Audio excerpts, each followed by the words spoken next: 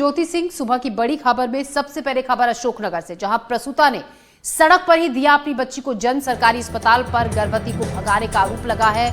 बहादुरगढ़ प्राथमिक स्वास्थ्य केंद्र पर परिजनों का आरोप है, नर्स पर डिलीवरी के लिए रुपए मांगने का भी आरोप परिजनों ने लगाया। सिविल अस्पताल मुंगावली में भर्ती महिला और नवजात फिलहाल दोनों स्वस्थ हैं।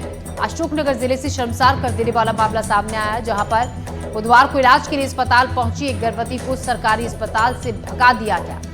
इसके बाद रास्ते में ही बीच सड़क पर महिला ने बच्ची को जन्म दिया। मामला है बहादुरपुर प्राथमिक स्वास्थ्य केंद्र का, जहां पर एक 20 साल की महिला ने अशोकनगर जिले के मुंगावली ब्लॉक के ढुंडेर गांव के पास सड़क पर एक बच्ची को जन्म दिया। उसके बाद महिला के परिजन सुबह 7 बजे बच्ची और नवजात को और महिला को अस्पताल लेकर गए, जहां इनको भर्ती कराया गया। फिलहाल दोनों स्वस्थ हैं।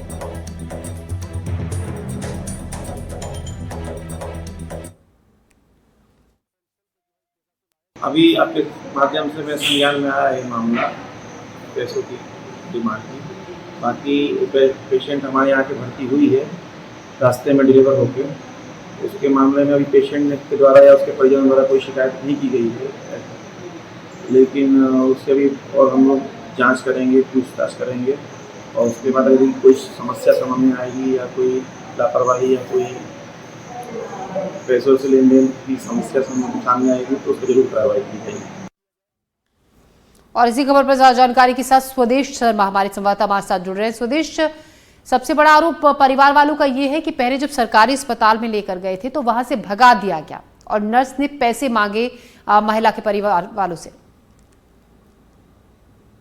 जी, यदि इस पूरे मामले को देखा जाए तो बहादुरपुर तहसील के खजुरिया चक्र की रहने वाली ये 20 वर्षीय युवती है, जिसको लेकर परिजन प्राथमिक स्वास्थ्य केंद्र बहादुरपुर पहुंचे थे। और इनका आरोप है कि जब वो 3:30 बजे रात को बहादुरपुर प्राथमिक स्वास्थ्य केंद्र पहुंचे तो वहां कोई डॉक्टर तो नहीं था, लेकिन जो नर्स मौजूद थी उन्होंने वहां भर्ती न करके उन्हें वहां से जाने की और ये कहा कि अभी काफी समय है डिलीवरी के लिए, और उन्हें वहां से जाने को कह दिया। जिसके बाद ये लोग एक ऑटो करके सिविल अस्पताल मुंगावली की ओर आ रहे थे और बीच में ही एक ढोड़ेर गांव पड़ता है, वहां नेशनल हाईवे पे बीच सड़क पे एक बच्ची को जन्म दिया। तो कहीं ना कहीं परिजनों का सीधा सा आरोप है कि इस दौरान जो नर्स मौजूद थी उन्होंने वहां पैसों की डिमांड की, लेकिन एक परिजन ये तो नहीं बता पाए कि कितने पैसों की डिमांड किया, लेकिन लगातार उनका कहना है कि नर्स द्वारा लगातार पैसों की डिमांड की जा रही थी और उनके पास ऐसा कोई पैसा वो लेके घर से नहीं गए थे कि वो उन्हें नर्स को दे सके। उसके बाद इस पूरे में मामले में एक बड़ा मूल आया है कि वहां जन्नी एक्सप्रेस की भी 2 गाड़ी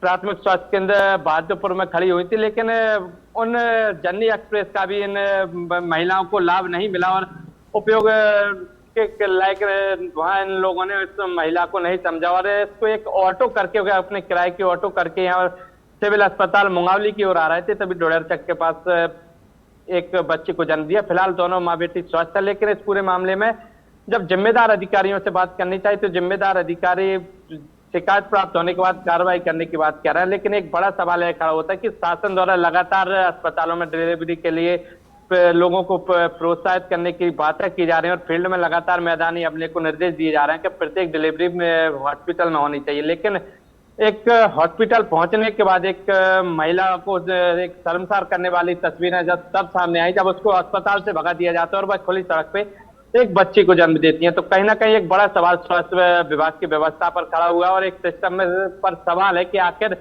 ऐसी लापरवाह नर्स किस तरह हो जाती है, इनको आखिर क्यों ट्रेनिंग नहीं दी जाती है, इन पर स्वास्थ्य विभाग के अधिकारी इतने क्यों सख्त नहीं है कि ये इतनी बड़ी लापरवाही दिखाती है कि अस्पताल पहुंचने के बाद एक महिला को भगा दिया जाता है और वह खुले में एक बच्चे को जन्म देती है। स्वदेश, ये कोई पहला मामला नहीं है। स्वदेश, ये कोई पहला मामला नहीं है, इससे पहले भी ऐसे कई मामले सामने आए हैं यहीं से, इसी इलाके से, जब जो तमाम सरकारी योजनाएं जो लोगों के लिए होती हैं उन योजनाओं का लाभ लोगों को नहीं मिलता है।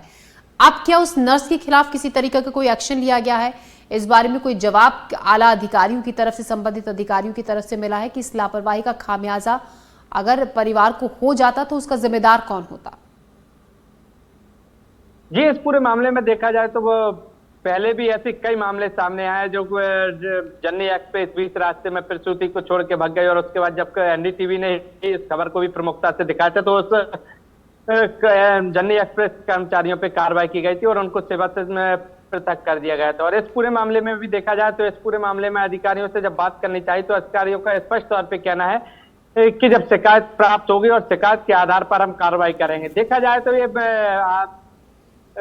गरीब तबके के लोग हैं और इन्हें इतने जागरूक नहीं रहते। फिलहाल इन्होंने कल देर रात तक कोई शिकायत नहीं की थी और अधिकारियों का कहना है कि जब तक शिकायत प्राप्त नहीं होती तो वो कार्रवाई नहीं कर सकते। फिलहाल जब इन परिजनों से बात करनी चाहिए तो उनका कहना था कि हमने मौखिक रूप से तो शिकायत कर दिया, अब हमारे पास जब कोई लिखने वाला आएगा तो हम कंप्लेंट करेंगे और उस कंप्लेंट के आधार पर ही अधिकारी कार्रवाई की बात कर रहे हैं। तो और उनका भी कहना है कि ये बड़ी लापरवाही और यदि शिकायत प्राप्त होती है और जो भी दोषी पाया जाता है तो उस पर कार्रवाई की जाएगी। फिलहाल एक लिखित शिकायत प्राप्त करने के अधिकारी बात कहते नजर आ रहे हैं। जी सुदेश, शुक्रिया फिलहाल आपका जानकारी के लिए। तो जो योजनाओं का बढ़ा चढ़ाकर जिक्र किया जाता है सरकारी योजनाओं का, उनका लाभ वाकई में कितना उन लोगों को मिल रहा है जो उन योजनाओं के हकदार हैं, ये इन तस्वीरों से और ऐसी खबरों से साफ पता चलता है। बहरहाल हम